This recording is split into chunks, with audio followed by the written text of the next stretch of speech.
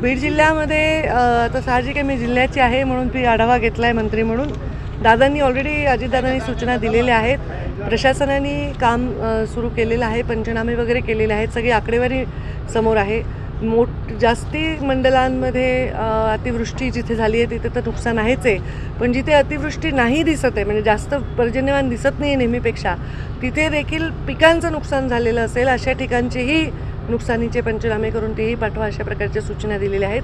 आता बीड जिल्ह्याला न भूतो न भविष्यती अशा काही घटना घडल्या, जसं पाण्याने वेढलं होतं आष्टीमध्ये काही गावांना, तिथे आपण आर्मीचे लोक कलेक्टरांनी पुढाकार घेऊन बोलवून हेलिकॉप्टरमधनं रेस्क्यू केलं.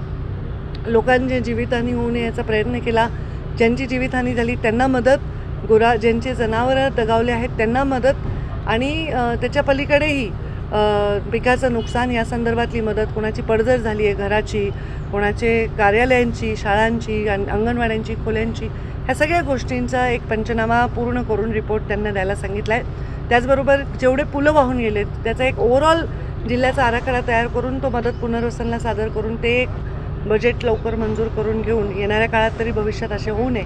आणि मी त्यांना पर्यावरण मंत्री म्हणून ब्लू लाईन आणि रेड लाईन जे नदीमध्ये अतिक्रमण होतात त्याच्याबद्दलचा पूर्ण जिल्ह्याचा एक सर्वे विचारला आहे. कारण मग कधी कधी लोक अगदी नदीच्या पात्रात जाऊन राहतात पाणी नसल्यावर आणि मग पूर येतो, तर त्याही गोष्टीचा एक पूर्ण सर्वे करून मला रिपोर्ट द्यायला सांगितला आहे.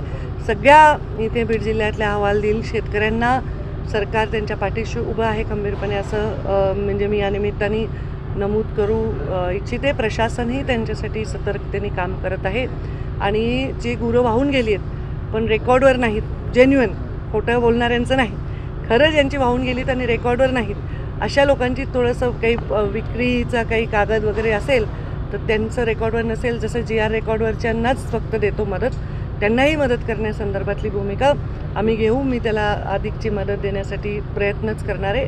फक्त ते कागदपत्र वगैरे सगळे जमवून घ्या असेही निर्देश मी दिलेले आहेत. ताई, आपण जर बघितलं तर गोदावरी काठी दरवर्षी पूर आल्यानंतर त्या गावांचा संपर्क तुटतो, त्या ठिकाणी कमी उंचीचे पूल आहेत, त्या संदर्भात काही उपाय? सगळ्या जे पूल पडून गेले त्यांना आणि जे जुने आहेत त्यांची उंची वाढवण्यासाठी दोन्हीचे प्रस्ताव दाखल करायला सांगितलेत.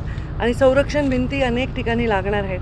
आता दादा अर्थमंत्रीच आहेत, तर दादांना मी म्हणेन की त्यांनी जास्तीचं ह्याच्यामध्ये लक्ष घातलं तर भविष्यामधली पूरहानी टाळण्यासाठी दादांचं योगदान मोठं राहील. ताई, घटस्थापना होते उद्या आणि दसरा मेळाव्याची उत्सुकता सगळ्यांनाच आहे, कशी तयारी सुरू आहे, काय आव्हान? हो, उद्या घटस्थापना आहे. मी स्वतः रेणुका मातेच्या दर्शनाला माहूरला जाणार आहे आणि तिथून मी 8 दिवस झाले इकडेच आहे बीड जिल्ह्यामध्ये. दसऱ्याची तयारी लोकच करतात, मला फक्त जाऊन भाषण द्यायचं आहे. लोकांचा प्रत्येक गावातनं फोन येत आहेत. जालन्यामधनं जास्त उत्साह यावेळी, पालकमंत्री आहे. बुलढाण्याकडनं, वाशिमकडनं, अमरावतीकडनं, नाशिककडनं खूप लोकांचे फोन येत आहेत. मुंबई, पनवेल सगळीकडनं. आणि लोक म्हणतात आम्ही तयारी झाली, आम्ही गावातून पट्टी केली आहे, 40 गाड्या निघत आहेत, 5,000 लोक येणार आहेत, 4,000 या पंचक्रोशीतून याचं, म्हणजे इतका उत्साहाने लोकांचे निरोप येत आहेत. दसरा हा आमचा पूर्वपार परंपरा आहे. 25 वर्ष दसरा मेळावा मी स्वतः बघते, 16-17 वर्ष झाले मी स्वतः जाते आणि 10-11 वर्ष झाले तर मी स्वतःच घेते भगवान भक्तीगडावर. आणि हा मेळावा पूर्वपार चालत आला आहे, की आत्ताच्या परिस्थितीतला मेळावा असं नाही आहे. तो आमचा परंपरा आहे आणि त्याला सर्व जाती धर्माचे लोक नेहमी येतात, ते येत राहतील. आणि त्या सगळ्यांना तुमच्या निमित्ताने आवाहन करते की आपण मोठ्या संख्येने या.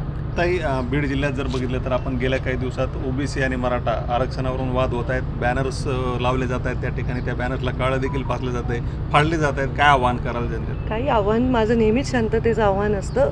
आणि मला असं चित्र मी बघत नाही. मी बघते की जे मी आता मागच्या 2 वर्षामध्ये आता चित्र कसं आहे, प्रत्येकजण हा स्वतःच्या हक्कासाठी लढत असतो. एकाला हक्क पाहिजे म्हणून लढतो, दुसरा आपल्या हक्कात भागीदार म्हणून लढतो. ते त्यांचे हक्क आहेत, ते त्यांचे अधिकार आहेत. परंतु एक सामाजिक वीण इथली विस्कटली नाही जावी ही आमची जबाबदारी आहे, आमचं दायित्व आहे. म्हणजे मी असा विचार करते, आधुनिक काळातले राज्यकर्ते हे राजा असतात त्या 5 वर्षाचे, आणि त्यांनी ते राजासारखं मन ठेवलं पाहिजे. सर्व समाजवेशक त्यांचं धोरण असलं पाहिजे. त्यामुळे मला वाटतं की माझी जी भूमिका आहे ती मी वेळोवेळी स्पष्ट मांडली आहे. समाज एकमेकांच्या अंगावर न घालता आपण कसं याच्यातून मार्ग काढता येईल असा प्रयत्न दोन्ही कमिट्या करत आहेत, OBC आणि मराठा आरक्षणाची. OBC कमिटीसुद्धा त्यांच्या हक्कांवर बोलत आहे. तर ह्या सगळ्या विषयांवर हळूहळू विषय स्थिरावतील असं वाटतं. ताई, हैदराबाद गॅझेट मराठा समाजासाठी लागू केलं, त्यानंतर आता बंजारा आणि धनगर समाजाला देखील हे गॅझेट लागू करावं आणि एसटीतून आरक्षण द्यावं अशी मागणी होती. त्याच्यावर मी ऑलरेडी व्यक्त झाले. साहजिक आहे, एका समाजाची मागणी असेल गॅजेट लागू करायची, तर त्यातले दुसरे समाज म्हणतात आमचंही गॅजेट लागा. पण काही विषय हे केंद्राकडे आहेत, काही विषय हे राज्याकडे आहेत. म्हणून मी नेहमी सांगते, संविधानाच्या चौकटीतलं आरक्षण द्यावं, सामाजिक मागासलेपण गृहीत धरून मग आरक्षणाचा विषय हाताळावा. जे ऑलरेडी वर्षानुवर्ष आहेत, त्यांच्याकडे सर्टिफिकेट आहेत, जुन्या नोंदी आहेत, त्यांच्याविषयी काहीच म्हणणं नाही आहे. त्यामुळे आरक्षणाच्या बाबतीमध्ये संविधानाच्या चौकटीतलं आरक्षण मिळावं, ज्याला पाहिजे त्याला मिळावं.